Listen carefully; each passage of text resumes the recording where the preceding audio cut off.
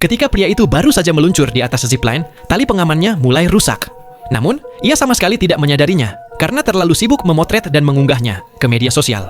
Baru saat mencapai bagian tengah lintasan, tepat di atas titik terdalam ngarai, ia menyadari apa yang terjadi. Saat itulah ia menyadari bahwa nyawanya berada dalam bahaya besar.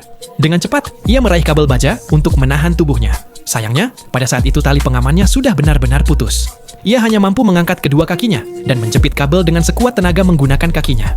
Ketika tim penyelamat tiba, pria itu sudah berada di ambang kelelahan. Salah satu penyelamat segera melilitkan kakinya ke tubuh pria tersebut dan mulai merayap mundur secara perlahan.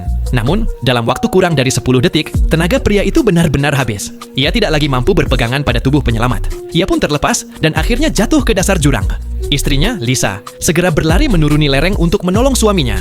Dengan menggunakan tanda-tanda pada kabel sebagai patokan, ia memperkirakan lokasi jatuh suaminya. Ia lalu menelepon ponselnya. Mengikuti suara dering, Lisa akhirnya menemukan suaminya dalam keadaan setengah sadar. Tak lama kemudian, ambulan paramedis tiba di lokasi. Namun secara aneh, paramedis melarang Lisa ikut menemani suaminya.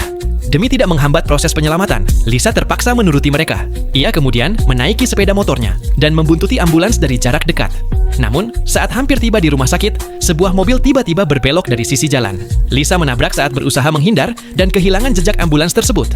Ketika akhirnya sampai di rumah sakit, petugas resepsionis mengatakan bahwa tidak ada ambulans yang membawa suaminya. Lisa lalu mendatangi beberapa rumah sakit terdekat lainnya, tetapi hasilnya tetap sama. Ambulans itu seolah menghilang tanpa jejak. Lisa segera menuju kantor polisi untuk membuat laporan, lalu kembali ke lokasi zipline guna mencari petunjuk.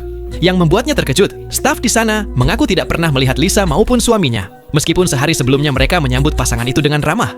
Tanpa petunjuk yang bisa ditindaklanjuti, petugas mengatakan tidak ada lagi yang dapat dilakukan dan segera menutup kasus tersebut. Akhirnya, Lisa memutuskan untuk mencari suaminya dengan caranya sendiri. Ia mengaitkan gesper pengaman secara longgar pada sebuah tongkat, lalu menyeret staf menuju bagian terdalam ngarai.